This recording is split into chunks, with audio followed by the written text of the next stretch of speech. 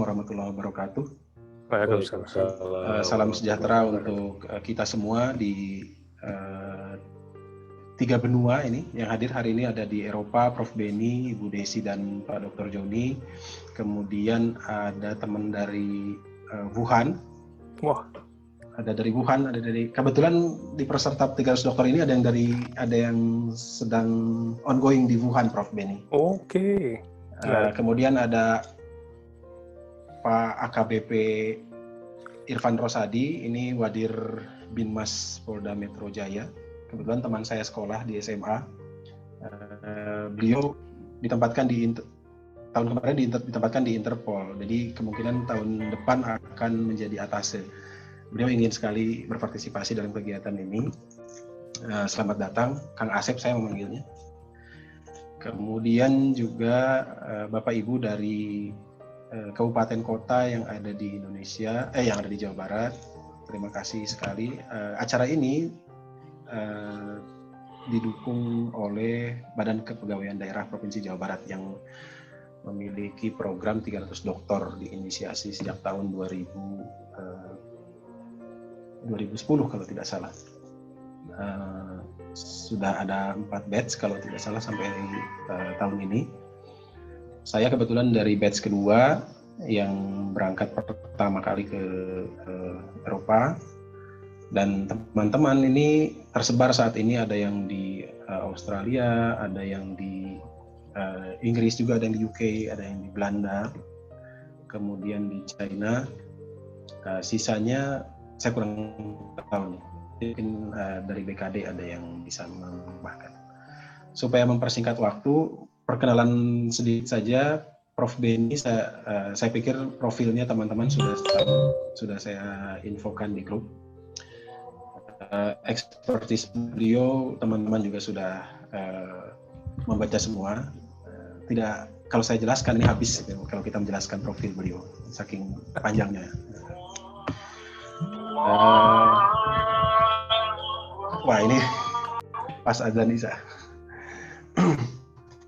Kemudian Ibu Desi, PhD, Versa. Beliau alumni UK, tapi sekarang ini domisili di Tilburg, mendampingi Pak suami yang menjadi profesor di Tilburg.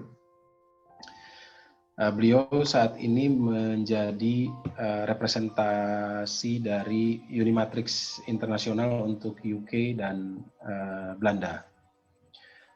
Dan last but not least, ini ada Pak Dr. Joni Setiawan. Teman-teman sudah tahu lah profil beliau. Bisa lihat di profil dia AD dan profil Ikatan Ilmuwan Indonesia ya, Pak Joni.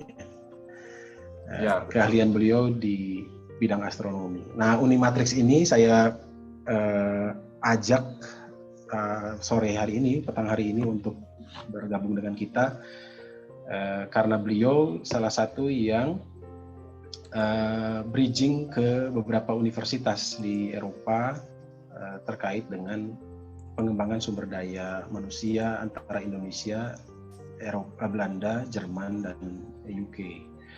Demikian mungkin perkenalan dari saya. Selanjutnya nanti kita akan diskusi.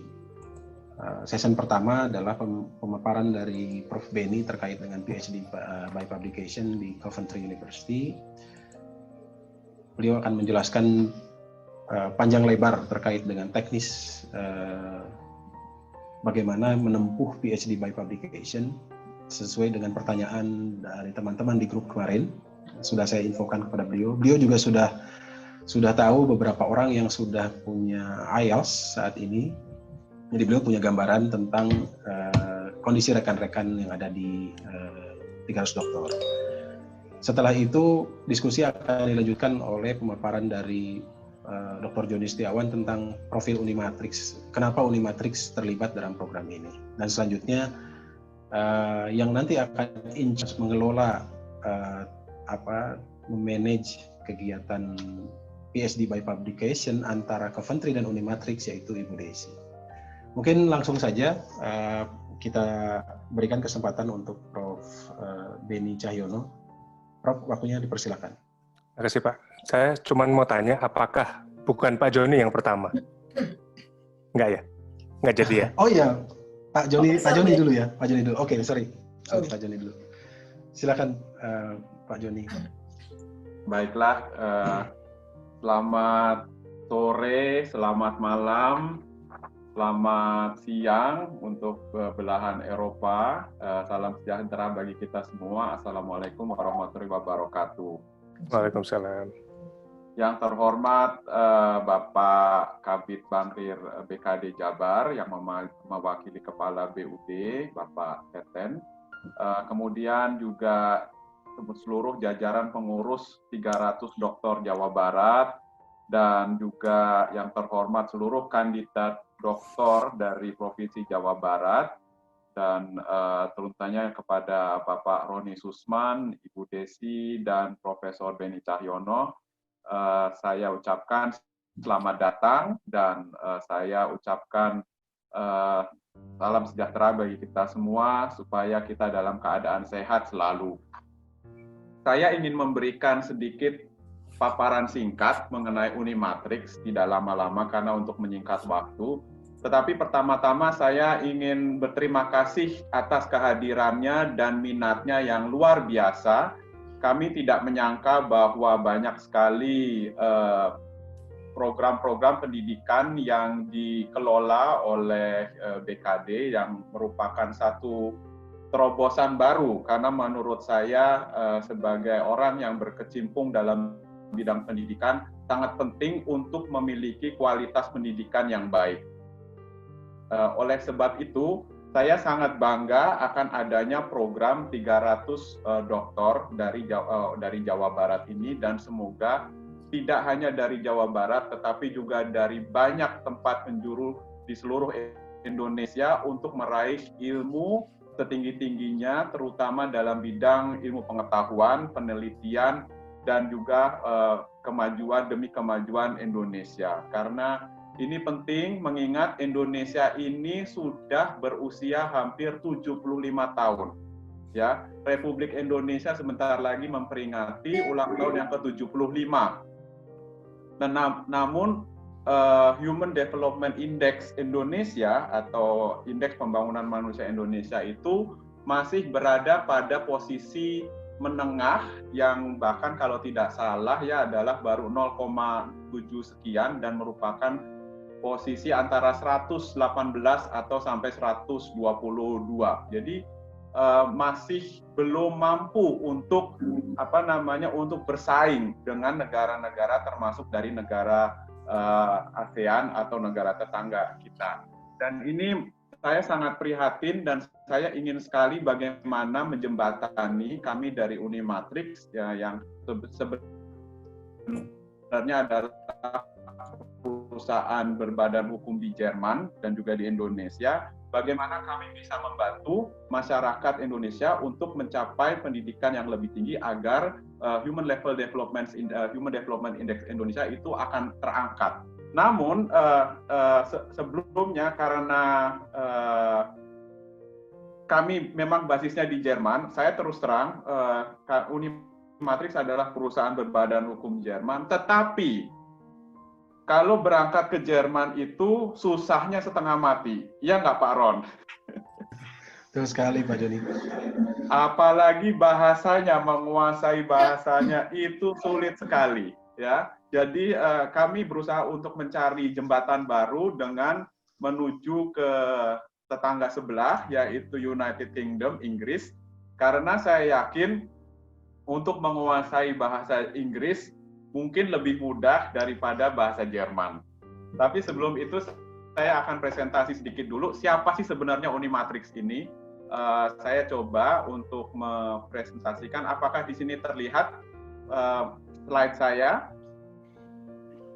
Pak Roni mau atau Bu Desi? Ya, jelas terlihat. Ya. Ya. Jadi pada tahun mungkin kalau ada teman-teman atau peserta yang mengetahui background saya sebenarnya adalah ilmuwan. Saya sebenarnya adalah astrofisikawan, yaitu profesi yang sangat jarang sekali ada. Namun saya sudah pensiun, itu istilahnya, dari riset, namun saya sekarang menjadi sciencepreneur, jadi seorang pengusaha yang di mana dalam usaha saya adalah tidak lain menjembatani bidang akademis. Karena itu adalah motivasi saya dan jiwa saya sebagai ilmuwan. Ya. Jadi saya tidak meninggalkan penelitian dalam konteks yang jauh, tetapi saya mencoba untuk memberikan jembatan baru dalam hal ini. Oleh sebab itu, saya mendirikan Unimatrix, yaitu perusahaan berkedudukan di Berlin, dan kami berusaha untuk menjembatani kerjasama antara Indonesia dengan Eropa dalam bidang pendidikan, akademis, dan lain-lain yang bersifat manajemen untuk ilmu pengetahuan itu sendiri.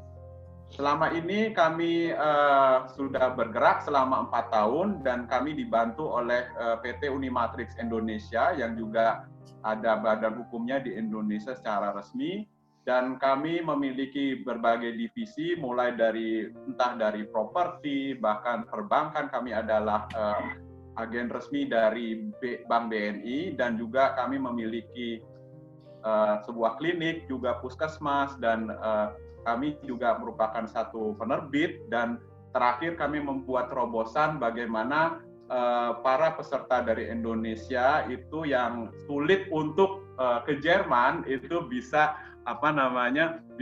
bisa melanjutkan pendidikannya ke Inggris. Inilah kami lakukan. Kami adalah edukasi konsultan, ya, konsultan pendidikan, education konsultan. Tetapi kami lebih menekankan kepada konsultan di bidang akademik dan saintifik. Dan ini penting, ya, dalam bidang akademis dan keilmuanan. Artinya kami bukan semata-mata agent yang hanya mengirimkan peserta ke luar negeri, tetapi kami milih-milih memang. Jadi kami hanya memilih orang-orang yang berpendidikan dan mempunyai motivasi akademis tinggi, dan memiliki background saintifik ilmu pengetahuan yang cukup kuat, ya. Jadi karena kami tahu tantangan untuk sukses di luar negeri itu sangat berat. Saya alami sendiri karena saya hampir 3 dasawarsa di negeri orang, jadi saya bisa mengetahui bagaimana seleksi alam antara para ilmuwan itu sendiri di luar negeri. Selama ini Unimatrix sudah berkali-kali menyelenggarakan scientific writing workshop dan lain-lain, entah di Jakarta, di Yogyakarta bersama UAD, dan juga dengan lembaga lainnya di Indonesia. Lalu sebagai terobosan yang kami lakukan juga, kami adalah penerbit. Jadi kami memiliki izin sebagai publisher yang merupakan publisher Indonesia pertama di Jerman. Jadi selama ini Indonesia itu masalahnya kurang dikenal karena memang tidak ada suatu badan atau lembaga yang mengakomodir karya-karya tulis Indonesia. Ini yang saya endorse supaya para dosen dari Indonesia bisa menerbitkan buku, dan di mana buku itu bisa kami sebarluaskan di Jerman dan juga di Uni Eropa dan juga di Inggris. Karena kalau sudah masuk Eropa itu akan semua mudah. Ya, jadi kalau ada dosen-dosen yang ingin mempublikasikan bukunya di luar negeri, di Jerman atau di Uni Eropa atau di Inggris, silakan bisa menghubungi kami. Kami membuka kesempatan ini seluas-luasnya. Kemudian kami juga merupakan satu lembaga resmi untuk kursus bahasa. Selama ini kami menyelenggarakannya secara tatap muka, ya, presence atau tatap muka, tetapi dalam masa new normal kami terpaksa melakukan online, dan ini sudah kami lakukan dengan PT Unimatrix Indonesia, di mana saya mengajar dari Berlin dan siswa saya ada di Jakarta. Jadi tidak masalah untuk mengajar long distance teaching. Ini sedikit profil kami, bahwa kami mulai dari kecil sekali dari tahun 2016, dan kami sudah membuat banyak terobosan di mana kami merupakan mitra dari Bank BNI, dan juga kami sebagai publishing dan sebagainya, kan kami berhasil meningkatkan bisnis volume sampai dengan hampir 2 juta dolar. Nah, Untuk menyingkat waktu, saya langsung saja karena PhD by Publication ini adalah program inovatif baru yang di Jerman itu belum ada. Terus terang saya shame little bit ya, karena saya belum pernah mendengar ada PhD by Publication di Jerman. Tapi untuk membantu teman-teman, terutama para kandidat 300 dokter dalam program di Jawa Barat ini, kami menggandeng Profesor Bedi Cahyono yang kebetulan merupakan profesor di Universitas Coventry, dan kami juga meminta agar mitra kami, managing partner kami untuk negeri Belanda dan Inggris yang juga sangat kenal baik dengan Inggris, yaitu Ibu Desi Rutten PhD, karena beliau adalah lulusan Inggris juga dan sangat mendalami segala yang ada pendidikan di Inggris, dan kami sangat berterima kasih jika Ibu Desi bisa membantu tersebut. Saya ada yang kehilangan. Oke. Nah, ini slide terakhir hanya bahwa nampakkan bahwa kami hadir di Indonesia, yaitu di Menteng. Silakan mampir kalau ada yang mau belajar bahasa Jerman atau mau belajar bahasa Inggris ya. Mungkin kalau Ibu Desi bisa ngajar teaching online langsung dari Belanda ke Inggris, atau bahkan Profesor Beni Cahyono juga mau mengajar langsung, silakan.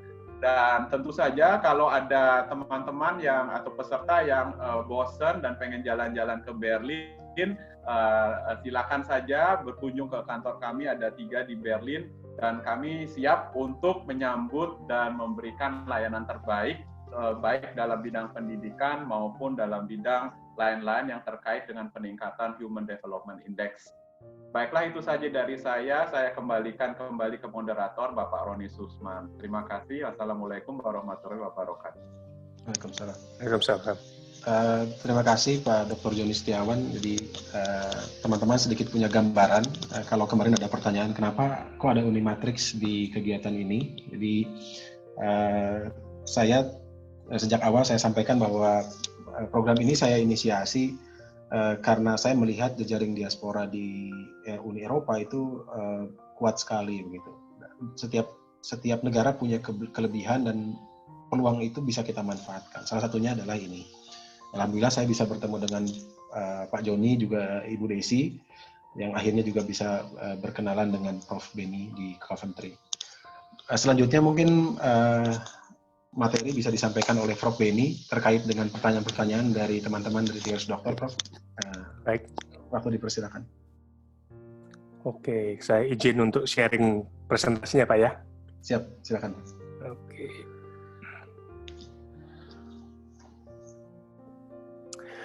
Baik, Assalamualaikum warahmatullahi wabarakatuh. Salam sejahtera untuk kita semua. Selamat siang waktu Inggris.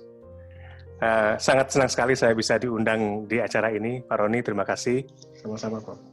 Terima kasih juga untuk teman-teman dari pemerintah daerah Jawa Barat dan para calon doktor semuanya yang saya hormati. Baik, sebelum saya masuk ke PhD by Publication, saya hanya ingin mengulang lagi ke tadi yang dikatakan Pak Joni. Jadi ujung-ujungnya adalah Human Development Index. Jadi bagaimana kita bisa menaikkan Human Development Index dari bangsa kita, dan PhD atau doktoral adalah salah satu leverage untuk mencapai ke arah situ. Dan kami melihat adanya perubahan. Kami melihat adanya kemudahan, bukan dalam arti kemudahan untuk mendapatkan degree tentunya, karena standar adalah sama, tetapi cara untuk mendapatkan atau untuk belajar PhD itu sekarang tampaknya lebih fleksibel.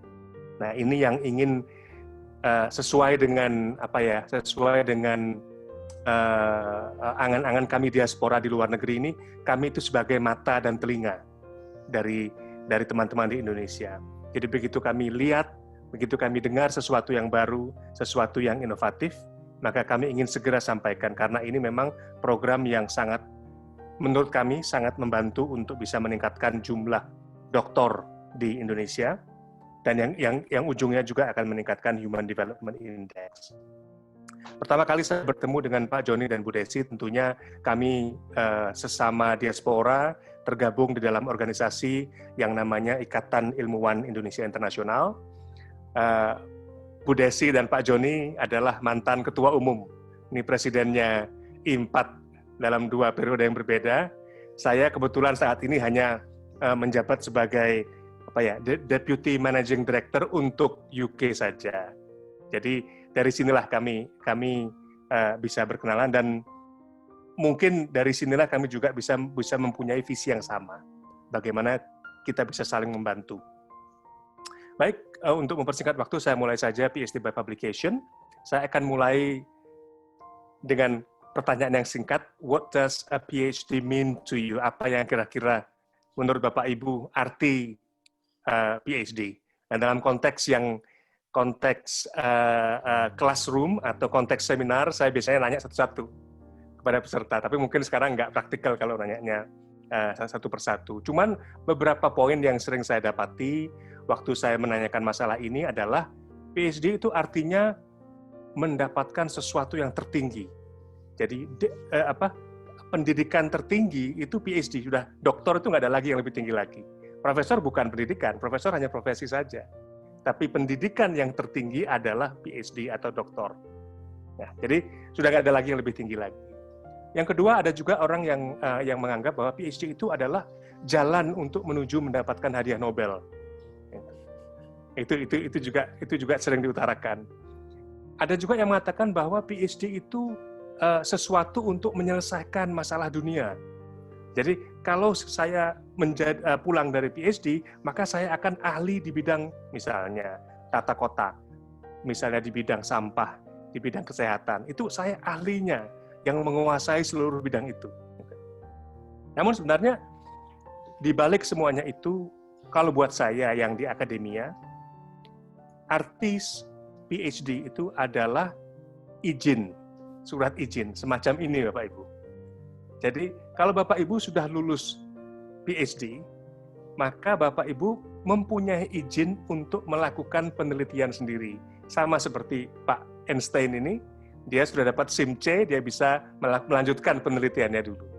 Nah, artinya apa? Kenapa saya penting mengemukakan ini? Karena supaya jangan salah persepsi bahwa PhD itu topiknya harus rocket science, topiknya harus yang belum ada di dunia, topiknya harus yang belum ada di Indonesia.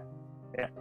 Jadi sebenarnya nggak harus, karena apa? Karena yang dicari adalah kemampuan, skills untuk menjadi seorang peneliti of the future.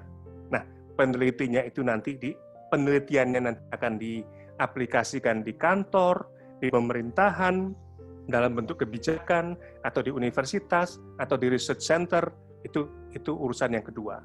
Nah, dari sini saya akan masuk ke slide saya yang berikutnya. Lalu gimana caranya supaya saya bisa dapat driving license tadi? Supaya saya bisa mempunyai license untuk melakukan riset sendiri. Supaya saya tidak tergantung lagi sama supervisor saya. Ya. Gimana sih caranya mendapatkan PhD itu? Tentunya untuk mendapatkan PhD ada syarat yang basic, syarat fundamental, yaitu kemampuan akademik sudah pasti. Lalu kemudian kalau memang PhD-nya itu di Jerman, maka perlu kemampuan berbahasa Jerman. Kalau PhD-nya di Inggris, maka perlu kemampuan berbahasa Inggris. Assuming kita mempunyai keahlian-keahlian dasar tadi, kalau kita sudah mendaftar, gimana ya caranya ya? Apa yang paling penting? Buat saya sebagai supervisor dan juga sudah pernah menjalani program PhD, yang paling penting itu adalah ini, perseverance. Artinya, kalau orang Jawa bilang itu ngotot. Kalau orang Sunda apa ya Pak Roni ya? Kekeh, Pak. Kekeh, Pak. Kekeh, betul, kekeh, ngotot. Ini yang paling penting ternyata. Karena kalau kita putus asa, cepat putus asa, maka susah akan dapat PhD-nya. Gitu. Justru orang yang academically excellent tapi tidak punya perseverance, dia akan jauh mengalami kesulitan daripada orang yang oke tetapi perseverance-nya tinggi. Jadi ini yang buat saya yang paling penting. Yang kedua, kita tidak perlu memikirkan bahwa setelah saya pulang PhD maka seluruh persoalan macet di Jakarta akan selesai. Nggak mungkin. Ya, maka seluruh masalah dengan sampah di Indonesia akan selesai. Nggak bisa. Jadi jangan sampai berpikir bahwa kita harus belajar PhD, harus menyelesaikan world's problem, atau country's problem, atau the nation's problems. Yang ketiga, good relationship with your supervisor. Siapapun nanti supervisornya, ya ini sangat penting untuk mempunyai hubungan yang baik dengan supervisornya. Dan yang terakhir tentunya, right. Karena PhD adalah degree yang diperoleh atau degree yang diberikan karena Bapak Ibu menyumbangkan tulisan, bukan menyumbangkan paparan, bukan menyumbangkan rekaman audio, tetapi tulisan. Berarti intinya di sini adalah apapun bentuk PhD-nya, menulis adalah sangat penting. Sepenting apa sih? Kenapa sih writing itu penting? Nah, saya ingin mengutip sepenggal kuota dari Pak Pramoedya Anantatur, sastrawan, terlepas dari pandangan politik beliau tentunya, beliau mengatakan bahwa sepandai-pandainya seseorang, selama ia tidak menulis, maka ia akan hilang dari sejarah. Menurut beliau, menulis adalah untuk keabadian. Ini buat saya sangat menarik sekali. Lalu hubungannya apa dengan karir saya? Yang pertama adalah menulis itu merupakan skill yang paling penting untuk researcher. Ya, itu yang paling pertama. Kenapa paling penting? Karena apa yang kita tulis, apa yang kita publikasikan, sifatnya permanen. Sekali kita publikasi di Scopus, maka akan tampil terus di Scopus selama-lamanya. And no one can take away from you. Sekali kita menulis buku, kita publish di Unimatrix misalnya, akan ada selamanya di sana, permanen. Dan yang ketiga, sebagai seorang researcher, disinilah kita akan dinilai nanti. Saya yakin Bapak Ibu waktu melihat profil saya, pasti juga akan melihat list of publication saya. Nah, jadi seringkali, unfortunately, segala sesuatu dari intelektual kita itu diukur dari tulisan kita. Ya. Dan tentunya sebagai seorang peneliti, bagaimana kita melihat maturity of the researchers, kita lihat dari jumlah tulisannya. Nah, yang terakhir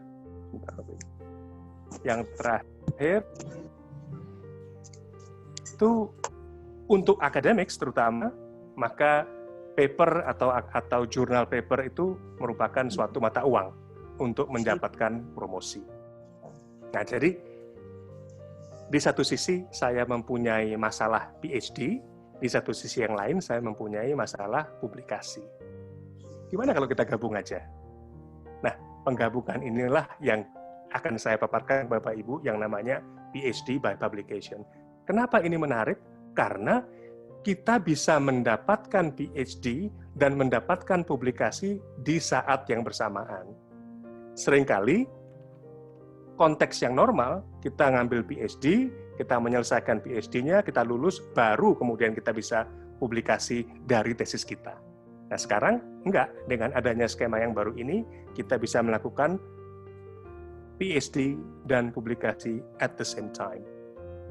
Baik, sekarang kita mau masuk ke PhD by publication. Yang pertama, seperti Pak Joni katakan tadi, ini baru loh ini inovatif ini, karena sebelumnya nggak pernah ada. Di Jerman aja belum ada katanya.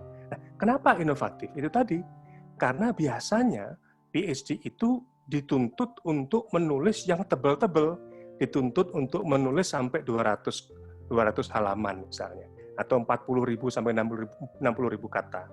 Sekarang dengan adanya PhD by publication, mahasiswa ini hanya dituntut untuk mempublikasikan 3-4 jurnal papers, kemudian jurnal papernya ini dibundel, dijilid, untuk diuji, ya, untuk diujikan pada ujian akhir nanti. Nah, kemudian yang ketiga, sama, degree-nya sama-sama dapat PhD. Ya, sama-sama entry requirement-nya. Jadi kalau PhD yang biasa itu entry requirement-nya misalnya IPK S2-nya harus di atas 3,5 misalnya, atau di atas 3, maka exactly the same Bapak Ibu. Sama entry requirements-nya, dan sama juga tingkat kesulitannya. Ya. Nah, COVID-19 ini bisa menjadi blessing in disguise. Kenapa saya katakan demikian? Karena sebelumnya pemerintah UK nggak pernah melihat masalah ini. Ya, nggak pernah melihat bahwa PhD by publication itu bisa dilakukan secara enhanced mode of delivery. Jadi artinya melalui media komunikasi elektronik. Tetap kita melakukan face-to-face, tetapi dengan melalui media. Yang bisa dikombinasi dengan misalnya flying faculty, atau menggunakan local partners. Nah, yang pasti bahwa keuntungan PhD by publication adalah low cost, jauh lebih murah daripada harus datang ke UK dan register di universitas di UK, karena ada ada tuition fee-nya yang memang lebih mahal, dan juga harus yang paling penting adalah harus juga mengeluarkan uang untuk biaya hidup. Siapa saja sih kandidatnya yang cocok untuk PhD by publication? Jadi pada prinsipnya ada beberapa profil yang saya akan utarakan di sini. Nah, yang pertama, memang kalau mereka sudah mempunyai profesi sebagai peneliti, bekerja di badan penelitian dan pengembangan, misalnya di departemen atau di LIPI, ini sudah menjadi artinya obvious, jadi obvious candidate untuk program ini. Nah, tetapi bisa jadi mereka itu tidak bisa berangkat karena keluarganya, karena istrinya menjadi kepala OJK misalnya, atau suaminya menjadi anggota dewan. Jadi tidak mudah untuk keluar negeri, bersekolah ke luar negeri kalau memang ada kepentingan keluarga. Yang ketiga, memang karena meskipun dia tidak peneliti, tetapi kerjanya itu ada hubungannya dengan pengambilan kebijakan, policy research. Jadi nanti saya akan tampilkan salah satu mahasiswa PhD by publication saya yang sekarang sedang memasuki tahap tahun ketiga, dan beliau dulu bekerja sebagai anggota dewan. Nah, yang keempat adalah mereka yang bukan peneliti, bukan bekerja di pemerintahan, bukan anggota dewan, tetapi memang datanya itu data tentang Indonesia. Misalnya, seseorang ingin melakukan penelitian tentang kopi. Nah, kan datanya memang di Indonesia. Jadi, nggak perlu semestinya kalau kuliah di luar negeri, kalau datanya data lokal. Kemudian yang berikutnya adalah kalau kasusnya kasus lokal. Mereka yang ingin meneliti masalah malaria, masalah demam berdarah, semua kasusnya itu adalah di Indonesia. Atau mereka mau meneliti masalah misalnya sumber daya alam, misalnya energi yang baru dan terbarukan, tentunya semua sumber-sumbernya di Indonesia. Atau mereka ingin meneliti masalah kelautan, masalah maritim. Atau mereka ingin meneliti masalah culture, budaya Indonesia, dan mereka ingin lama berada di Indonesia, melakukan etnografi misalnya di Bali. Jadi mereka ya ngapain sekolah di luar negeri kalau memang ingin meneliti masalah culture. Atau siapapun yang satu atau lain hal terkendala untuk berangkat ke luar negeri untuk bisa kuliah secara langsung. Saya beri contoh Bapak Ibu. Sekarang ini banyak negara di Eropa terutama yang masih belum membuka diri. Jadi mereka menerima mahasiswa, tetapi mahasiswanya disuruh online juga. Atau ditunda. Kamu silahkan enroll, tetapi nanti baru bisa datang ke UK bulan depan, atau minggu depan, atau tahun depan, misalnya. Jadi, nah, skema ini itu sangat berguna buat mereka yang terkendala untuk berangkat ke luar negeri. Kembali ke masalah keuntungan, yang pertama tentunya reduce cost, yang kedua tentunya saya katakan tadi, karena skema ini, skema untuk membuat publikasi, otomatis setelah Bapak Ibu lulus dari sini, maka Bapak Ibu sudah pasti mempunyai 3-4 publikasi. Dibuat apa publikasinya? Banyak Bapak Ibu. Nanti Bapak Ibu sudah misalnya ingin berubah karir atau ingin mencari karir yang baru sebagai akademis, mempunyai 3 atau 4 paper itu luar biasa modalnya. Tidak mudah orang membuat paper 3-4 paper itu. Kemudian yang ketiga adalah improve credibility. Jadi kalau di UK itu sekarang, kalau orang mau menjadi akademik atau bekerja menjadi dosen, mereka diminta harus punya publikasi. Jadi banyak sekali mahasiswa kami yang ambil PhD di Coventry karena memang ingin mendapatkan publikasi juga. Yang keempat adalah flexibility. Nah, seperti saya katakan tadi, COVID ini mempunyai blessing in disguise buat kita semua.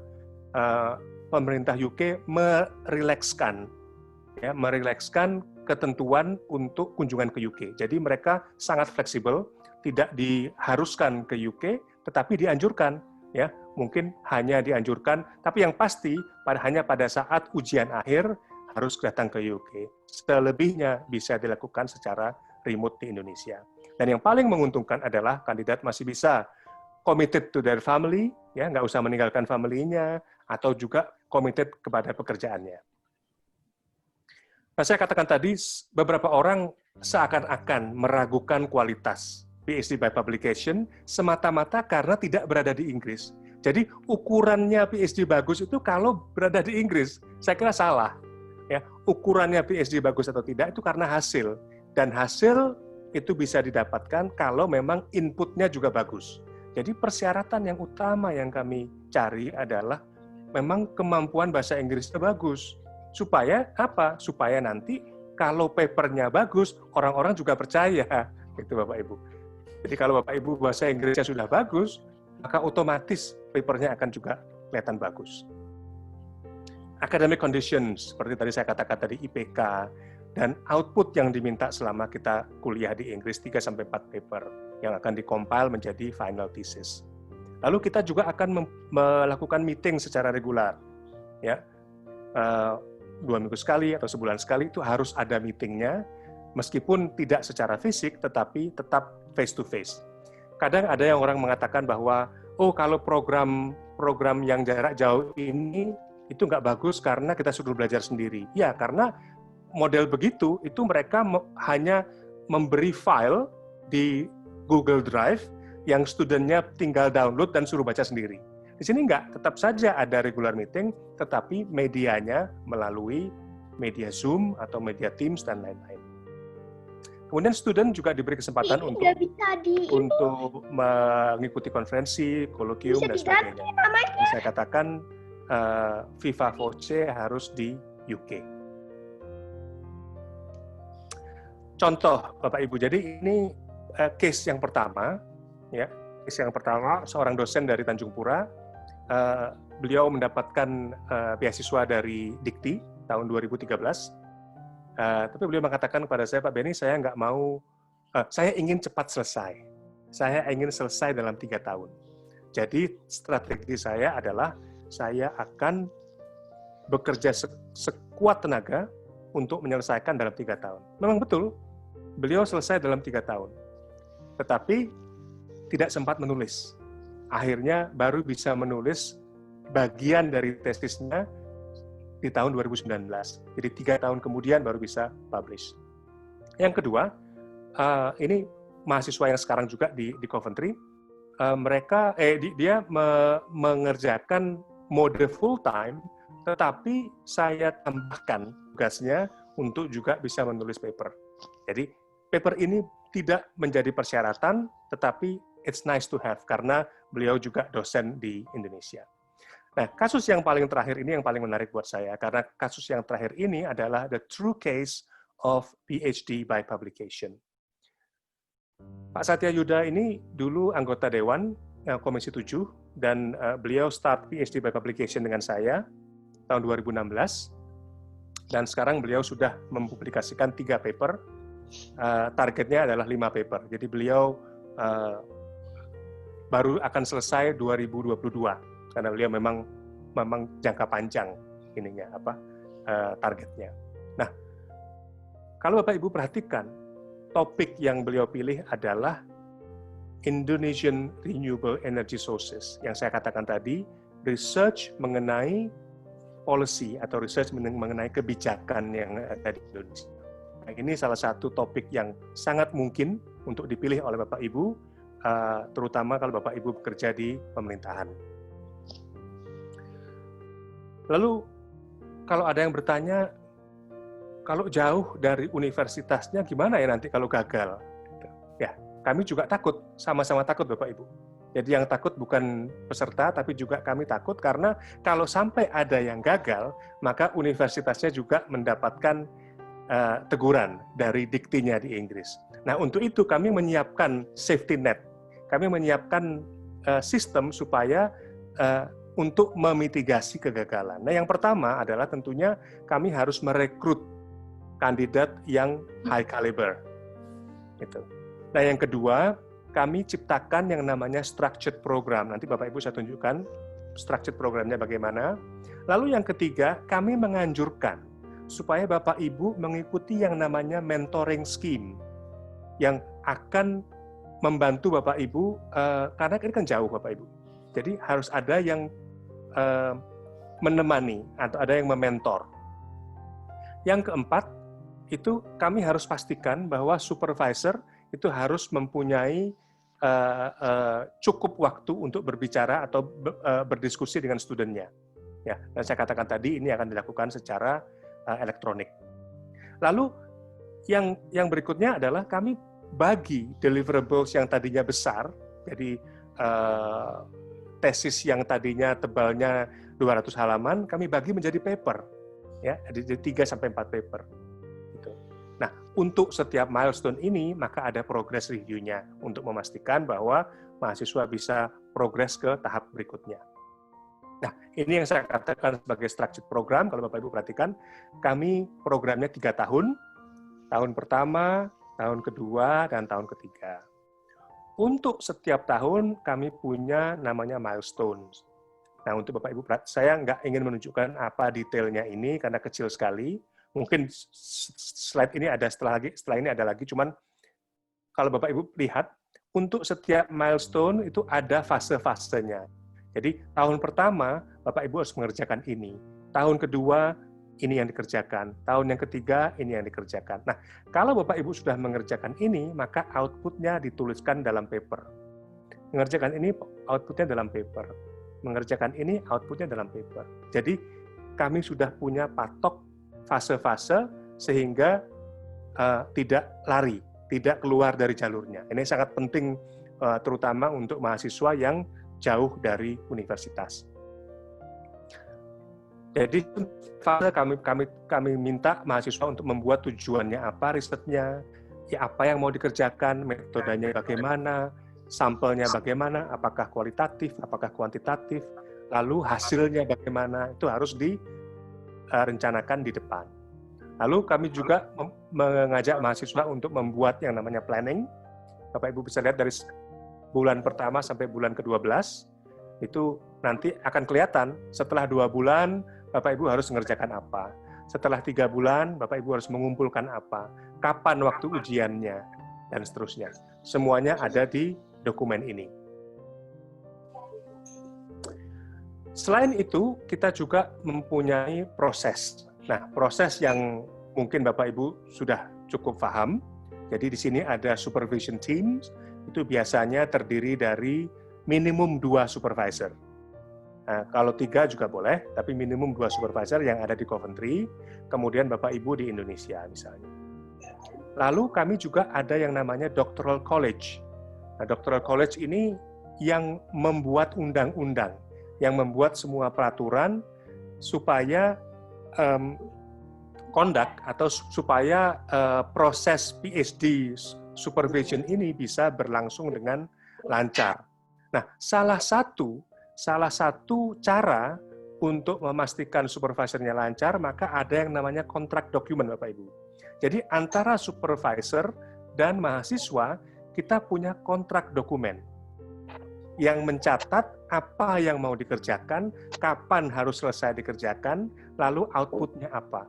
Supaya nanti mahasiswa dan supervisornya semua berjalan di rel yang sama. tidak ada yang saling menyanggah atau tidak ada yang saling tidak setuju. Nah, ini semua yang mengatur si doctoral college namanya. Lalu yang terakhir tentunya ada penguji. Ini judikatifnya kalau Bapak Ibu perhatikan. Jadi ini ada legislatif, lalu di tengah ada eksekutif, dan yang terakhir ada judikatif. Dia yang memastikan bahwa output dari PhD ini memang benar-benar bertaraf PhD. Gitu. Jadi ada pengujinya. Nah, dari sini mungkin Bapak Ibu sekarang bisa perhatikan bahwa ada dua faktor. Selain tesis itu sendiri atau selain paper itu sendiri, maka ada prosesnya dan ada orang-orangnya yang memastikan proses ini dikerjakan dengan baik. Nah, disinilah sekarang kita bisa memastikan bahwa proses PhD ini bisa selesai dalam 3 tahun, tidak molor, ya, karena yang ini apalagi gagal. Baik, saya kira sampai di sini penjelasan saya. Mungkin bisa kita teruskan dengan tanya jawab, karena saya Bapak Ibu pasti sudah punya pertanyaan yang sudah disiapkan. Terima kasih Bapak Ibu. Wassalamualaikum warahmatullahi wabarakatuh. Terima kasih Prof. Beni. Saya pikir informasinya lengkap sekali ya tentang requirement, kemudian teknis-teknis yang harus dijalankan oleh kandidat ketika mengambil pilihan PhD by publication. Selanjutnya supaya diskusi kita lebih terarah, saya berikan kesempatan kepada Ibu Desi sebagai representasi dari Unimatrix, dan kebetulan memang lama sekali studi di UK. Jadi saya pikir kalau ada pertanyaan dari teman-teman bisa langsung disampaikan via chat langsung biar terbaca oleh Bu Desi, supaya kita diskusikan sama-sama, yang lain juga bisa sama-sama mengetahui jawabannya, terutama hal-hal yang berkaitan dengan teknis. Mungkin bisa langsung dimulai, Bu Desi, silahkan. Ya. Assalamualaikum warahmatullahi wabarakatuh. Selamat sore waktu Anda. Selamat malam waktu Indonesia. Pak Beni, terima kasih atas paparan PhD by publication-nya. Itu sangat-sangat detail, sehingga saya harap para calon doktor kita mempunyai gambaran bahwa ini adalah maraton, bukan sprinter. Jadi mulai dari sekarang dipersiapkan. Kalau boleh, sebelum kita menjawab pertanyaan, ini ada pertanyaan dari Bapak Dakota. Saya hanya ingin menyampaikan 3 slide penting dari Unimatrix dulu. Kalau boleh, kolega saya mohon dibantu, halaman 24, 25, 26. Nah, sambil menunggu, saya ingin memperkenalkan saya. Nama saya Desi Rutten. Saya sebelum pindah ke Belanda, saya memang tinggal di Inggris kurang lebih 13 tahun. Jadi dari S1 saya di Indonesia, kemudian saya bekerja di Panasonic, baru setelah itu saya pergi ke UK untuk ngambil S2 dan S3. Setelah itu saya bekerja sebagai Research Teaching Associate di Newcastle University, selalu di Business School. Namun setelah itu saya keluar dari akademia, sehingga breaking out of akademia, saya bekerja sebagai banker untuk BNI di Belanda dan Schengen countries. Nah, ini slide-nya udah ada. Pak Beni juga menyebutkan bahwa salah satu topik nanti juga ada salah satunya research policy. Nah, kalau Bapak Ibu melihat title di belakang saya, VERSA, itu singkatan dari Fellow of Regional Studies Association. Jadi ada namanya forum antara policy maker, pembuat kebijakan, kemudian scientist, para akademia, dan juga bisnis. Itu namanya Regional Studies Association, biasanya di UK. Dia juga punya cabang di UCLA di US. Nah, di situ saya menjadi fellow-nya. Jadi meskipun saya sudah nggak full time sebagai akademik, tapi saya tetap harus memberikan kontribusi di bidang science. Karena itulah sebenarnya PhD, yaitu kontribusi Anda ke bidang science. Ya Pak Beni ya? Siapa tahu kalau Anda yang mau memang kontribusinya applied science atau applied business, juga ada program DBA ya. Tapi itu mungkin kita bahas di sesi yang lain. Nah, dari ini saya ingin menjelaskan mengapa dan pentingnya Coventry dan Unimatric scheme dalam hal ini. Saya ingin menegaskan bahwa pilihan ke Eropa untuk saat ini itu mungkin pilihan yang terbaik. Kalau memang Anda ingin ke luar ASEAN atau Asia.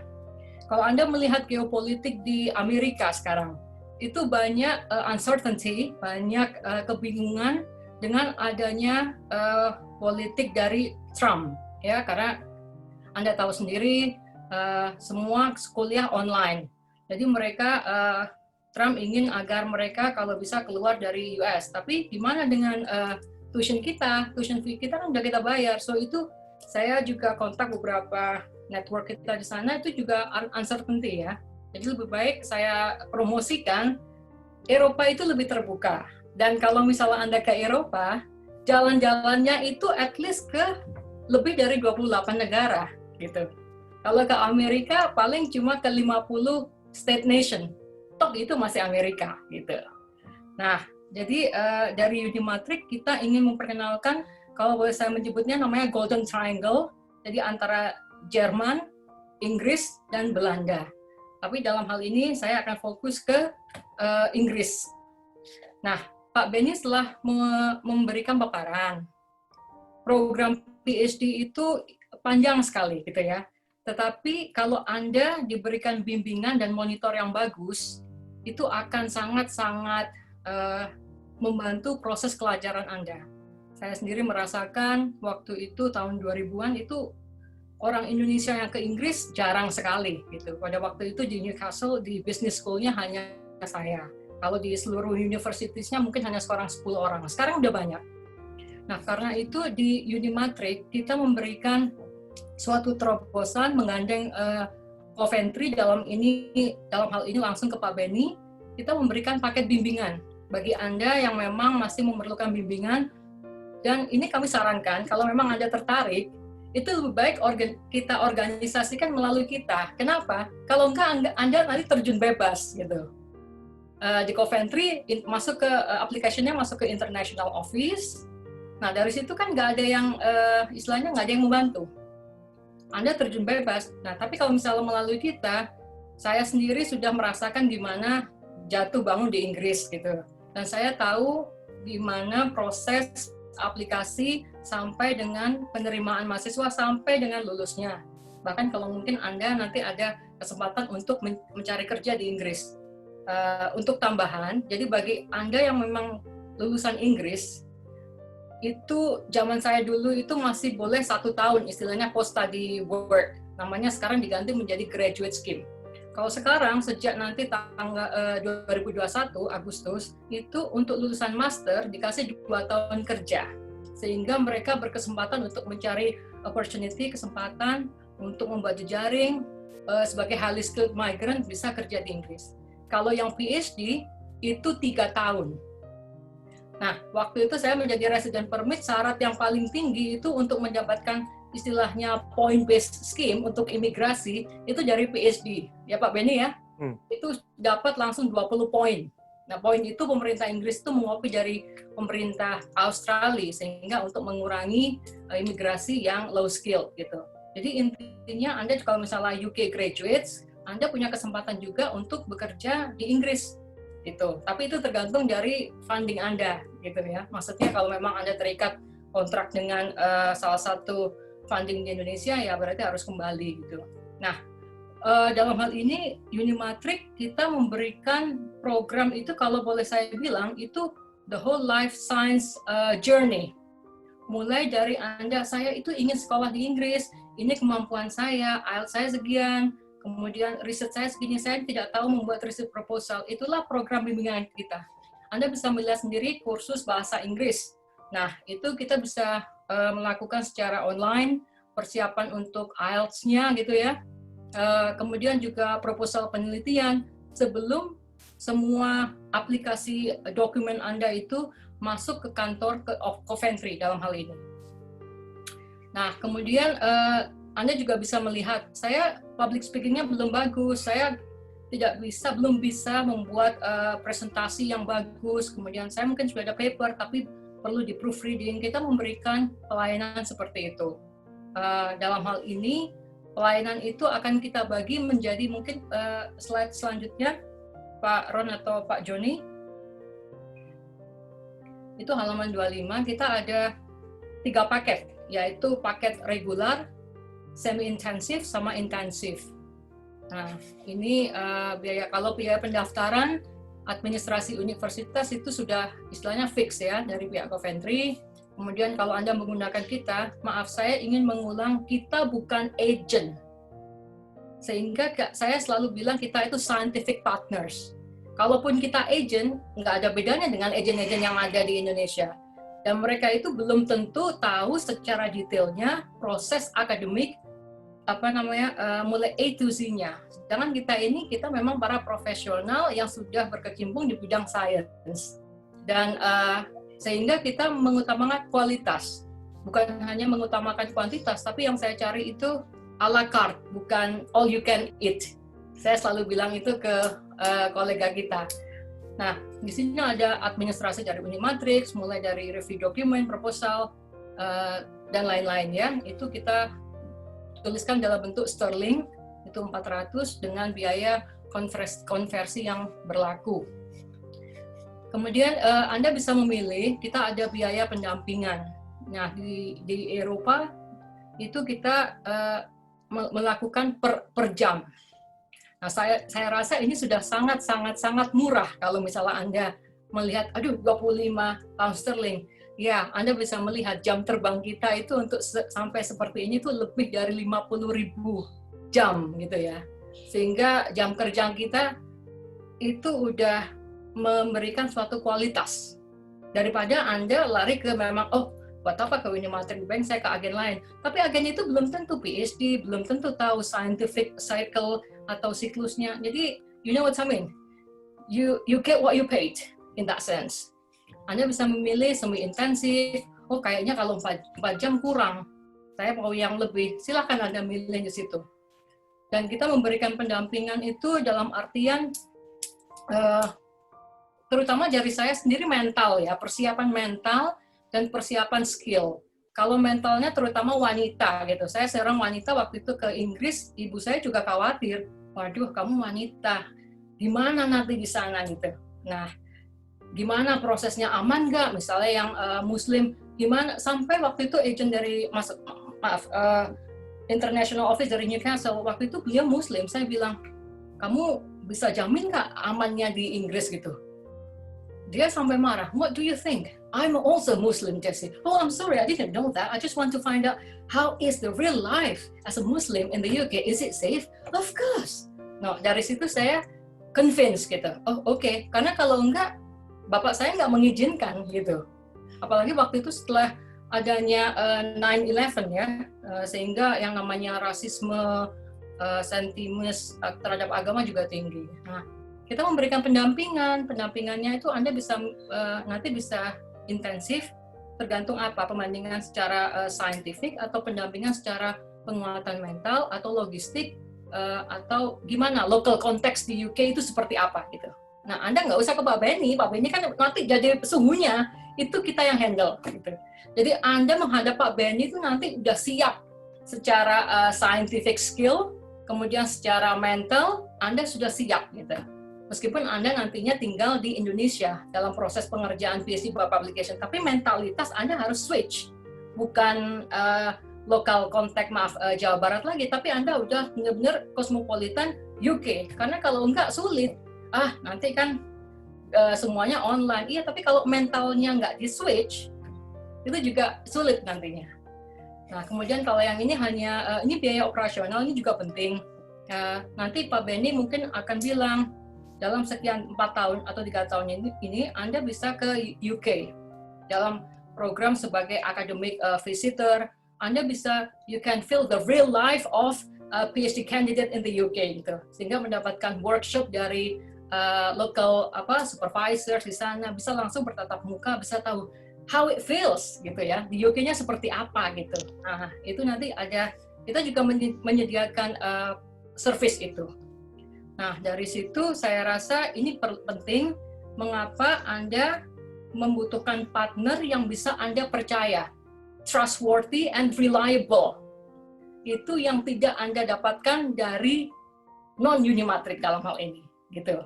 Nah, dari sini mungkin saya slide yang terakhir, kolega, halaman 26 ya. Sebelum kita ke proses tanya jawab, ya ini Anda sudah melihat tadi, ini Pak Joninya udah langsung ketemu nih. Biasanya Anda Google aja, sekarang beliaunya online langsung nih. Beliaunya pakar, saya bilangnya beliau ini astrofisik, saya selalu bilang kuantum fisik juga masuk ini beliau. Nah, kemudian kita juga ada representatif, ya, Ibu Retno yang di Jakarta, kemudian juga ada Mas Cahyadi, saya lihat hadir, ini Mas Cahyadi, sehingga kita punya desk, kalau misalnya Anda mau online, Anda hubungi dengan tim kita di Indonesia. Saya sendiri, saya berada di Belanda. Misalnya ada yang mau belajar bahasa Belanda atau bahasa Inggris, silahkan gitu ya. Tapi di luar topik ini gitu, nanti kan ini fokusnya sekarang kita berbicara sekolah di Inggris gitu. Saya cukupkan sekian, sekarang mari kita mulai dengan sesi tanya jawab gitu. Oke, bagaimana Pak Benny, Pak Joni dan Pak Ron? Kalau dari saya cukup jelas ya, yang tadi jelas, yang disampaikan oleh Ibu Desi, yes. Terkait dengan layanan yang disediakan oleh Unimatrix dalam rangka bridging antara kandidat dengan Coventry, saya pikir jelas. Kemudian juga apa yang tadi disampaikan oleh Prof. Benny bahwa harus ada semacam mentor yang akan memandu atau membimbing gitu ya. Saya pikir ini memang selama ini kan yang menjadi expertise-nya Unimatrix gitu, dalam mengelola science management, termasuk publikasi. Dan yang saya tahu, termasuk saya sendiri, saya pribadi, publikasi paper saya juga di proof reading oleh Pak Dr. Joni begitu. Jadi apalagi beliau ini, saya tambahkan informasi saja, beliau ini adalah penerjemah tersumpah Inggris ke Indonesia, Inggris ke Jerman, bahasa Indonesia ke Jerman. Ya. Jadi saya pikir layanannya sangat luas. Ya.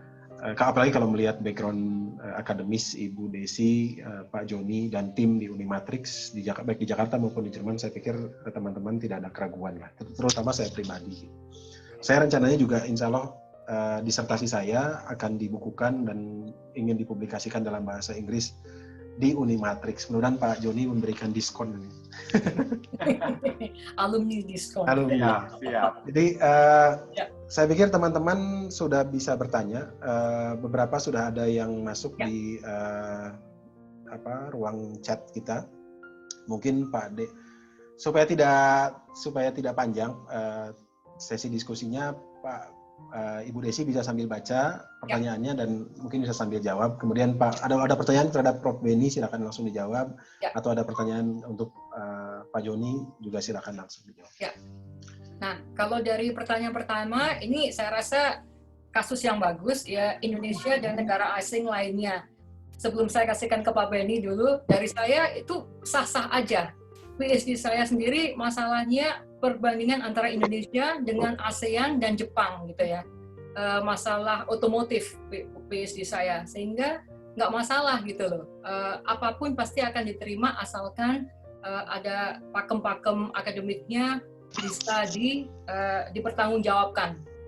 It's not all about rocket science, it's all about justification at the end of the day untuk PhD 5-4-nya gitu. Jadi Pak Benny ada pertanyaan ini, gimana studi komparasi antara Indonesia dengan Thailand gitu. Kemudian ada batasan umur nggak untuk untuk ngambil PhD di Coventry gitu. Belum. Baik, terima kasih Bu. Saya masuk langsung ke diskusi ya. Ya. Materi pertama tadi saya jawab dulu yang batasan umur. Ya. Jadi batasan umur untuk PhD itu tidak ada Bapak Ibu. Jadi yang ada adalah batasan IELTS. Yes, betul.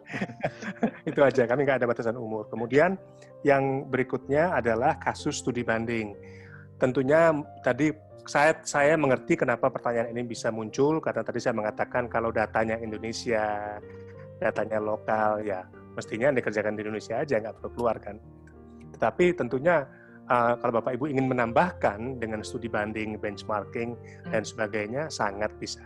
seperti yang sudah dijelaskan oleh Bu Desi tadi. Silakan aja disesuaikan dan didiskusikan asal memang sudah disetujui oleh academic advisor. Itu yang paling penting Bapak Ibu. Ya, gitu. Dan proses proposalnya bisa dibantu oleh Unimatrix. Jadi misalnya Anda punya ide, sebelum Anda istilahnya daftar ke Coventry, pastikan itu harus dikristaliskan gitu, harus dirapikan gitu ya secara saintifik. Jadi inilah program bimbingan yang kita berikan Bapak Ibu gitu. Sehingga Anda masuk ke timnya Coventry internal, wah itu sudah istilahnya nggak malu-maluin gitu. Sehingga chance untuk LOE juga lebih besar. Gitu. Ya. Nah, ini menyambung pertanyaan terkait LOE nih. Nah, ini saya to the point saja kepada Prof. Benny nih, Prof. Resikonya kalau sama PNS biasanya ditodong, Prof. Ini sudah ada 7 orang yang current statusnya 7,0. Ratingnya sudah 6,5, Prof. Ya. Mungkin ini lisan saja dari Prof. Benny. Ya. Seandainya satu prasyaratnya sudah terpenuhi, selanjutnya kan hanya semacam persyaratan administrasi dan funding.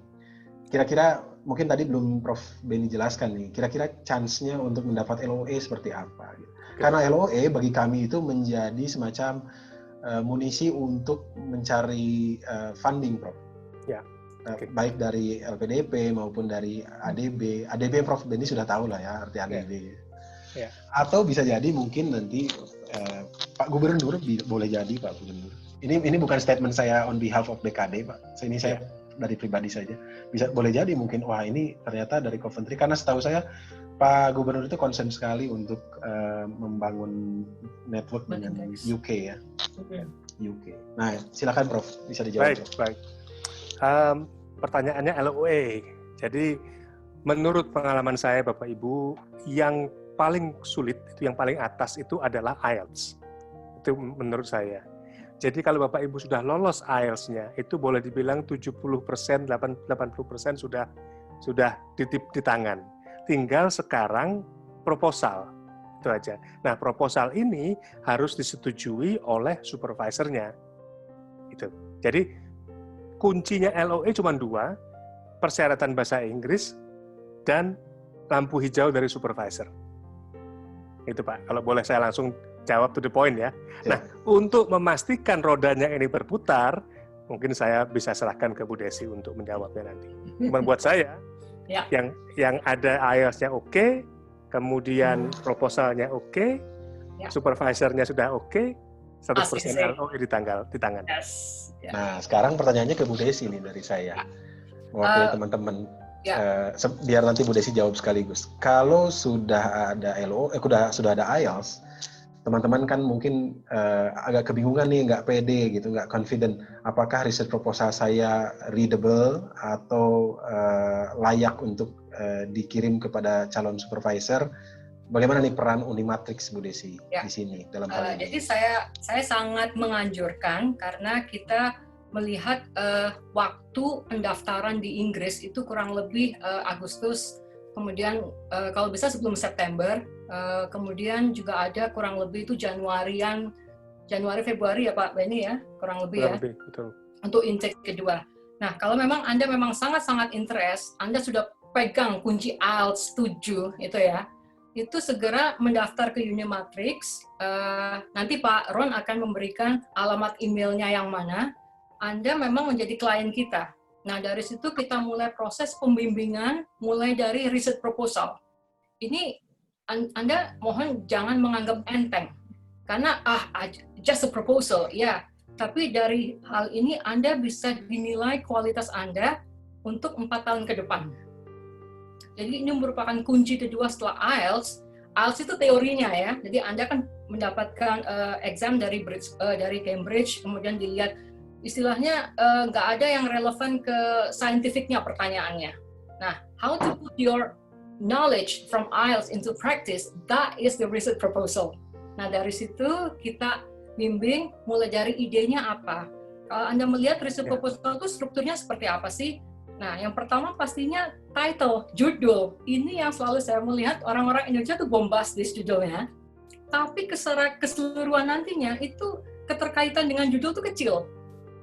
Nah, dari segi judul aja kita udah mulai nanti kita berikan ini loh seharusnya diganti seperti ini gitu ya. Setelah judul, kemudian abstrak, kemudian literature review-nya, ya literatur review-nya seperti apa, kemudian research question-nya, proposalnya seperti apa.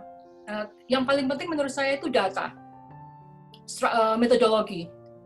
Anda bisa memberikan segudang ide, tapi kalau misalnya data access-nya itu nggak punya, itu lebih baik Anda pikirkan lagi. Kita cari yang ide lain deh.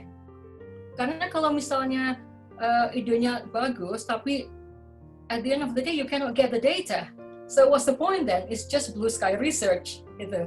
Hanya blue sky research aja, dan kemudian nanti supervisor bilang ini bagus sekali ini, misalnya program A di Indonesia, tapi Anda bisa datanya. Nah itu dia, gimana ya? Ya udah kembali lagi, LOA nggak keluar, gitu. Jadi makanya kita berikan bimbingan yang secara realistis, kemudian juga reliable ya. Kita nggak muluk-muluk gitu. Dan saya melihat kemampuan Anda seperti apa. Jangan memberikan sesuatu yang Anda nggak bisa capai gitu. Jadi kita lihat mulai dari judul, kemudian abstrak, kemudian literatur review-nya, teori yang Anda mau pakai seperti apa, itu hanya preliminary aja gitu. Anda nggak diharapkan menjadi in-depth research proposal, karena itulah nanti tugas PhD gitu. Anda memberikan sesuatu yang bagus, dan itu nanti dikemas yang cantik bersama IELTS certificate Anda, kemudian data detail yang lain, misalnya all the admins paper, udah nanti kita kumpulkan secara archive, kita masukkan ke international office di Coventry. Nah, dari sini nanti Pak Benny beserta tim bisa melihat, wah ini sudah bagus sekali, tinggal nanti di matchmaking supervisor mana yang cocok gitu. Gitu Pak Ron. Siap. Mungkin masih ada pertanyaan dari teman-teman. Ini yang masuk ke WhatsApp saya dari grup 300 dokter. Nah, itu emailnya sudah ada, jadi bagi yang saya infokan. Saya pikir sesuai dengan tujuan utama hari ini, saya sih tidak merasa bahwa saya menginisiasi program ini kepada teman-teman 300 dokter ya. Saya motivasi saya dari awal memang saya melihat teman-teman ini belum banyak yang berangkat. Target dari Pemprov Jabar sebanyak 300 dokter, meskipun pasti ada revisi. Saya pikir ini tetap harus dijalankan karena terus terang saja Prof. Benny, Bu Desi dan Pak Joni, kolega saya hampir di kementerian yang ada di Jakarta, kemudian di kabupaten kota dan provinsi di Indonesia, mereka begitu tahu saya dari 300 dokter, mereka tuh sampai, wah saya aja di Jakarta, ini Pak Gubernur udah 2 kali ganti gubernur nggak punya program seperti ini. Ini Jawa Barat ini dari dulu beasiswa dia selalu leading gitu ininya, kebijakannya, policy-nya itu bagus gitu. Nah, saya selalu bangga menjadi bagian dari 300 dokter gitu. Jadi saya pikir tidak ada salahnya, dan saya ingin mengajak, ada satu saja nih yang bisa melanjutkan ke Jerman gitu. Nggak cuma saya satu orang. Ya, selama ini soalnya yang dicari itu ke UK, ke Belanda gitu, ke Australia. Kenapa sih tidak ke Jerman yang juga gratis gitu. Begitu. Ya. Jadi mudah-mudahan forum ini bisa ditangkap dengan positif oleh teman-teman.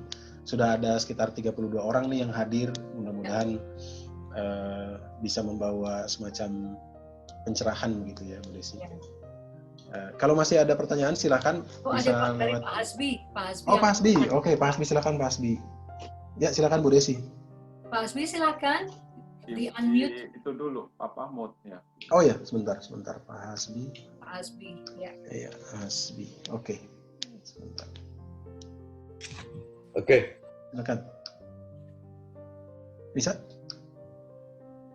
Tapi masih belum, Pak Ron. Dites dulu. Nah, sudah? Ya. Oke. Terima kasih Pak Benny, Pak Joni, Bu Desi, dan Kang Ron ini yang sudah bersusah payah memfasilitasi acara ini.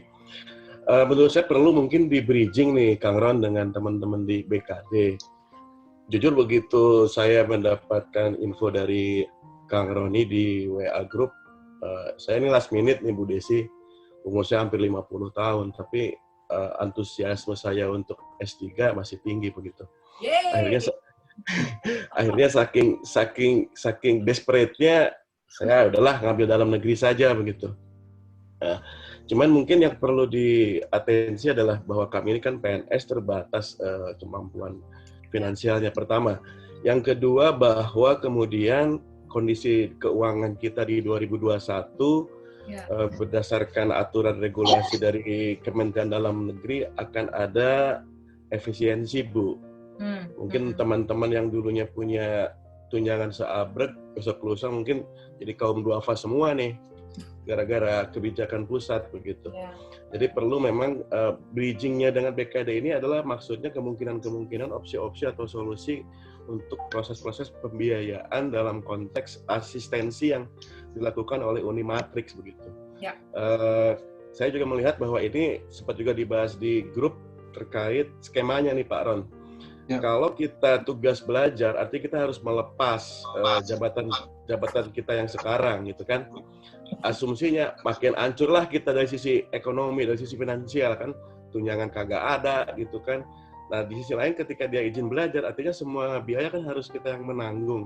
Jadi perlu mungkin dipikirkan skema-skema yang bisa membantu, at least bisa cost sharing atau seperti apa yang memang memungkinkan untuk kita bergabung dalam kegiatan ini. Itu saja mungkin Pak Roni, Bu Desi, Pak Joni, dan Pak Beni. Mudah-mudahan ada solusi yang terbaik yang di backup juga oleh teman-teman dari BKD Pemprov Jabar. Tur nuhun. Sampai Pak Hasbi.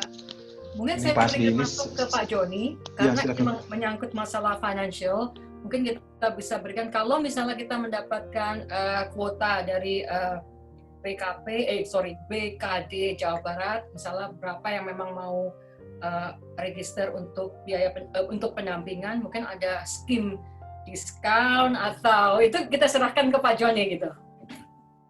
Ya, kalau menurut saya kita harus ini kan biasa manajemen ya, hitung-hitungan, jadi harus dilihat dulu dana yang tersedia dari peserta, dan kemudian kita juga harus harus melihat berapa kontingen yang harus dapat kita tampung ya. Jadi kalau misalnya memang ada biaya tuition fee-nya dari Coventry atau dari universitas lain apapun yang tidak kita bisa turunkan, ya kita tidak bisa menurunkan itu ya kan. Dan kalau untuk biaya bimbingan itu tentu saja kita harus melihat berapa jam yang dibutuhkan, dan jadi makanya tadi kita memberikan beberapa variasi paket, misalnya kalau yang memang yang reguler atau semi intensif atau intensif, kalau memang mau yang agak lebih murah ekonomis itu bisa ikut yang paket reguler, atau bahkan kalau mungkin dia mengatakan kita kemampuannya hanya 50% dari paket reguler misalnya ya, atau 60% dari paket reguler, berarti kita harus memperpanjang jangka waktu untuk PSD by publication itu. Jadi instead of 1 tahun, kita harus bisa bermain mengemasnya sehingga agak lebih lama sedikit gitu ya, karena memang ada batasannya juga ya, kalau tidak salah Profesor Beni bilang. Jadi bagaimana biaya itu tetap sama tetapi dicicilnya, maksudnya dilakukannya itu lebih lama gitu. Jadi kita akan mengusahakan bagaimana caranya program ini tetap berjalan dengan skema yang bisa dimanfaatkan oleh semakin banyak kandidat. Saya kembalikan lagi ke Pak Hasbi. Sementara itu jawaban yang bisa kita berikan, kita memberikan jawaban yang realistis. Ya, seperti yang saya bilang tadi, saya selalu bilang kita bukan mencari all you can eat, tapi kita memang mencari a la carte gitu, bukan buffet gitu ya. Sehingga yang kita cari memang kualitas, sehingga kita juga bisa memberikan jaminan kepada Coventry. Karena dalam hal ini kan nanti kita malu sendiri kepada Pak Beni. Pak Beni, ini saya kasih 30, oh iya bagus. Tapi dari 30 itu ternyata kuantitasnya hanya kecil. So, bukan itu yang kita cari, tapi memang kita kualitas. Ya, Pak Joni sudah memberikan, itulah yang bisa kita berikan sementara ini, gitu. Jadi ada tambahan lagi. Jadi kalau saya menghitung ya, jadi misalnya kalau pesertanya itu semakin banyak, kami bisa menekan biaya operasional. Gitu. Jadi kalau semakin banyak pesertanya, kita bisa menekan biaya operasional dan akhirnya juga impact-nya kepada peserta tentu biayanya juga akan lebih murah, lebih terjangkau. Jadi kita bisa bermain ngitung-ngitung tergantung dari jumlah kontingennya berapa. Tentu saja tidak sama kelas 4 orang dengan 30 dan tentu saja kita akan mencoba lihat cara yang terbaik untuk menyelesaikan masalah itu. Ya, jadi saya memang menyarankan bagi Anda memang sudah, terutama yang 7 kandidat tadi itu sudah strong candidate menurut saya, itu segera saja untuk kontak kita, karena semakin lama Anda menunda, ya uncertainty ya, namanya umur, kemudian peraturan di Eropa, kemudian ada hal-hal lain, itu kalau bisa, ya kalau misalnya Anda punya niat, segeralah, niat baik jangan ditunda-tunda gitu. Ya. Ada pertanyaan untuk Prof. Beni dari Pak Agus. Ini Pak Agus kebetulan kolega saya dekat sekali dari, beliau sedang di Nanjing.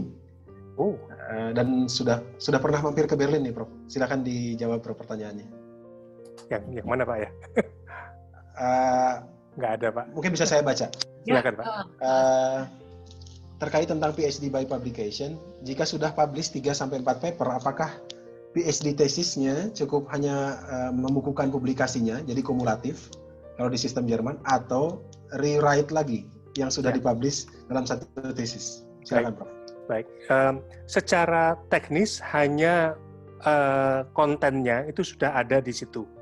Tetapi nanti pada saat dibundel, itu harus dituliskan pendahuluan misalnya dua halaman, lalu literatur review juga beberapa halaman, dan penutup. Itu aja. Jadi intinya sudah di sana. Nah, pendahuluan, literatur review itu bisa diambil lagi dari sana, dari paper-paper yang sudah ditulis. Gitu. Jadi tidak brand new, Bapak. Gitu. Kalau mau brand new juga boleh, cuman tidak ada keharusan untuk brand new. Ya, ini masih ada pertanyaan nih, mungkin bisa dijawab oleh Pak Joni ini dari Unimatrix. Selama ini biasanya skema kerjasama pemerintah daerah dengan ketika mengirim kandidatnya, baik itu master maupun doktor, itu biasanya langsung dua pihak, jadi antara university dan BKD atau government, pemerintah Provinsi Jawa Barat. Ini ada pertanyaan menarik nih. Mengapa program PhD ini perlu memutar lewat Unimatrix? Tidak bisakah langsung dengan Coventry University? Jadi apa peran, tadi mungkin sudah dijawab oleh Ibu Desi, apa sih peran dari Unimatrix di program ini? Kemudian apakah memungkinkan Unimatrix bisa memfasilitasi seandainya ada kandidat yang ingin mengambil PhD di Jerman, Belanda, Prancis, dan UK kampus lainnya? Demikian, silakan dijawab.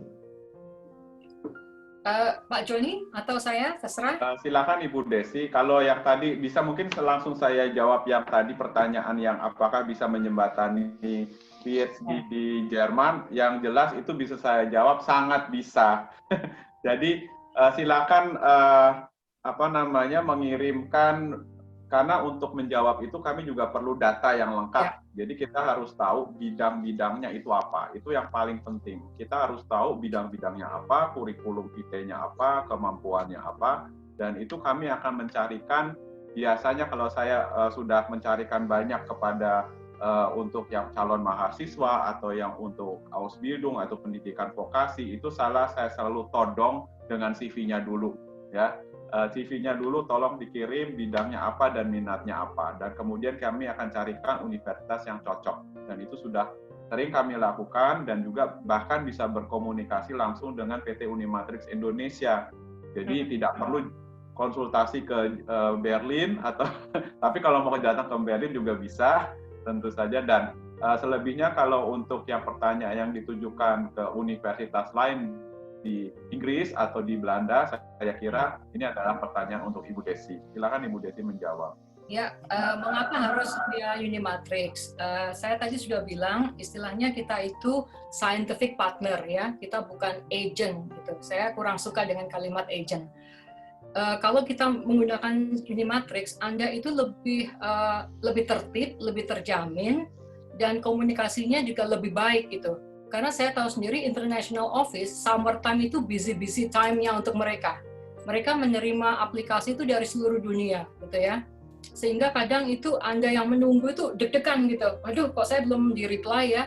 Nah, dari ini itu kita take over, kita yang langsung komunikasi dengan mereka. Kemudian kita bukan hanya masalah administratif, tapi kita juga memberikan paparan secara riset proposal tadi. Kemudian juga bimbingan dari segi mental, dari segi logistik, dari segi gimana sih how to real life and to survive di negara-negara yang kita tawarkan. Saya bilang Golden Triangle. Kalau Jerman itu keahliannya Bapak Joni gitu ya, dengan Pak Ron. Nah, kalau yang di Belanda dan Inggris itu saya take over karena memang itu pengetahuan saya di situ. Dalam hal ini, kesempatan hari ini kita fokuskan ke Coventry karena kita ada Bapak Profesor Benny yang memang sangat ahlinya di bidangnya gitu ya. Tapi bagi Anda yang memang punya, saya masih belum berminat ke Inggris, saya maunya ke Belanda. Kenapa? Karena makanannya di Indonesia banyak sekali, di Belanda itu kampung Melayu, Bapak Ibu ya. Jadi nggak usah khawatir, makanan, lalala itu. Saya terus terang, di Inggris itu kalau saya kangen makanan Indonesia terutama ya, itu banyak toko Commonwealth dari Asia, dari Bangladesh, India, Malaysia, tapi yang Indonesianya jarang gitu ya. Begitu saya pindah ke Belanda, wah ini sudah surga gitu ya. Sehingga Anda udah nggak merasa pindah, cuma keluar dari rumah, wah ini orangnya kok bukan orang Indonesia gitu. So you feel the real Indonesian life itu di Belanda juga banyak. Seperti yang Pak Joni bilang, memang kalau Anda serius, itu silahkan email ke kita, yaitu emailnya phd@unimatrix.international. Kalau dari saya, selain CV Anda, yang penting saya tanya itu IELTS atau TOEFL, yang kemudian funding. 3 itu yang penting bagi saya. Baru kemudian saya akan bertanya, minat Anda apa? Itu S1, S2, atau S3 gitu ya. Kalau di Inggris, Pak Benny pasti bilang undergrad dan postgrad. Nah, PhD dan master itu masuk postgrad ya Pak Benny ya? Ya, betul. Kalau di Belanda, kita menggunakan sistem agak Amerika gitu ya, sehingga dia bilangnya bachelor kemudian master, baru PhD. Nah, saya mau promosi aja nih, kalau PhD di Belanda, itu rata-ratanya gratis. Dalam artian Anda bukan sebagai student, tapi Anda sebagai staff. Jadi Anda bisa gimana sih PhD di Belanda? Saya udah punya IELTS-nya tuh, Belanda bukan English speaking country ya, sehingga mereka bisa IELTS dan TOEFL itu at least 6,5. Jangan di bawah itu. Sehingga Anda bisa kontak kita, dan saya pasti akan tanya fundingnya seperti apa kalau yang untuk S1, S2. Kalau yang S3, Anda bisa konsultasi dengan kita. Kita banyak sekali offer-offer ya. Anda bisa melakukan PhD di Belanda gitu. Dan di Belanda itu Anda diberi gaji, diberi salary untuk melakukan PhD. Dan juga chance-nya kalau misalnya Anda udah lulus, Anda punya kesempatan namanya Zoekjaar, itu 1 year, 1 tahun Anda untuk bekerja di Belanda. Setelah itu mungkin nanti Anda diperpanjang lagi kontraknya oleh employer setempat gitu. Jadi Unimatrix memberikan pelayanan so far itu ke, kalau boleh saya bilang ya Pak Joni, Golden Triangle countries. Ya, betul. Ya. Itu lebih bagus daripada untuk saat ini Anda ke Amerika. Kalau ke Amerika, saya pribadi, saya lebih suka untuk riset atau untuk vacation gitu ya. Tapi kalau studi waktu itu saya selalu pikir, saya ingin sekolah bisnis yang bagus. Kalau nggak ke Inggris, ya ke Amerika. Tapi Amerika waktu itu menurut saya terlalu besar dan ada faktor lain, saya akhirnya memilih Inggris. Nah, di Inggris itu kurang lebih saya banyak sekali, Profesor Benny pasti banyak cerita deh gimana jatuh bangunnya di Inggris. Kemudian Anda salah satunya pastinya you can improve your English gitu ya, karena this is their language. American language is English gitu. So if you want to improve your English, go to real English speaking country. And then you can learn other language. Waktu saya pindah ke Belanda, baru saya belajar bahasa Belanda gitu ya. Nah, maka dari itu Bapak Ibu, kalau memang punya niat untuk studi ke Eropa, jangan tunda, pikirkan, Anda bisa berkonsultasi dengan kita. Karena situasi ini bisa berubah-ubah. Mungkin akan tertutup, atau tergantung COVID juga kan. Tapi dengan adanya program PhD by Publication, Anda nggak usah kemana-mana. Anda tetap di Indonesia, switch your mentality into the UK student things, prepare, and then Profesor Benny dan kolega beliau akan siap membimbing Anda. Nah, siapa sih yang nggak bangga punya British qualification gitu? Nanti siapa tahu ada salah satunya nih, Bu Sari Agustina PhD. Wah, keren nih. Ada Risti Ramadianti PhD. Dari mana? UK dong gitu. Jadi saya rasa ayo semangat gitu ya. Fastabikul khairat gitu. Ya, terima kasih Pak Roman. Ya, sama-sama. Ibu, kalau masih ada pertanyaan yang lain yang silakan di ini, saya tunggu mungkin sekitar 5 menit lagi. Kalau tidak ada satu pertanyaan terakhir nih untuk Prof. Benny. Prof, ini pertanyaan aksesoris saja, Prof. Yang aksesoris saja. Prof. Benny, saya tertarik. Ini kenapa nggak ditulis di chat saja ya, biar terbaca sama Prof. Benny, tapi malah kirim ke saya. Prof. Benny, saya tertarik untuk berkuliah di Coventry, tapi bidang saya adalah transportasi manajemen. Apakah Prof. Benny bisa mencarikan supervisor yang relevan untuk topik saya? Demikian, Gampang Prof. jawabnya, Pak. Iya. Oh iya ya. Pasti. Wah, sayangnya orangnya sudah live dari grup. Pasti Pak, itu juga bidang apa? Bidang di research center kami kok. Oke. Transportation Management. Kalau begitu saya lanjutkan nih, ada pertanyaan juga dari Ibu Guru nih. Jadi bidang pendidikan juga bisa dong, Prof? Bisa, tapi bukan di center saya, Bu ya. Oke. Itu nanti di center yang lain. Center namanya Global Learning. Oke, paling tidak di skema Coventry bisa. PhD by Publication ini Coventry bisa searching for prospective supervisor. Bisa sekali. Oke. Kalau teman-teman tidak ada lagi pertanyaan, mungkin bisa ditanyakan juga ke saya. Barangkali setelah webinar ini ada ide-ide yang lain. Silakan bisa tanyakan ke saya. Nanti saya tanyakan ke Prof. Benny. Mudah-mudahan masih ada Prof. Benny masih berkenan untuk membaca pesan-pesan saya, Prof. Masih, silakan. Terima kasih sekali lagi kepada teman-teman yang sudah hadir. Saya ucapkan secara khusus terima kasih kepada Badan Kepegawaian Daerah Jawa Barat yang memberi kesempatan kami untuk mengorganize program kegiatan ini petang hari ini. Untuk Prof. Benny, Pak Joni, dan Ibu Desi, terima kasih atas waktunya. Pak Joni terutama nih harus mundur waktunya untuk berangkat ke Dresden. Mohon maaf. Kalau tidak ada lagi pertanyaan, mungkin saya izin untuk menutup sesi hari ini tanpa kesimpulan, karena kesimpulannya saya pikir sudah tadi didengar langsung oleh Bapak, Ibu, dan rekan-rekan semua. Sekali lagi mohon maaf atas segala kekurangan penyelenggaraan acara webinar petang hari ini. Semoga membawa manfaat, semoga membangkitkan kembali semangat kepada rekan-rekan 300 dokter untuk terus kembali fokus ke rencana risetnya. Mohon maaf atas segala kekurangan. Terima kasih atas segala perhatian. Billahi taufik wal hidayah. Wassalamualaikum warahmatullahi wabarakatuh. Terima kasih. Waalaikumsalam warahmatullahi wabarakatuh. Terima kasih. Selamat beristirahat. Selamat berakhir pekan. Selamat berakhir pekan semuanya. Ya, terima kasih. Mari, selamat malam. Selamat malam. Ya. Live, Pak. Ya, silakan.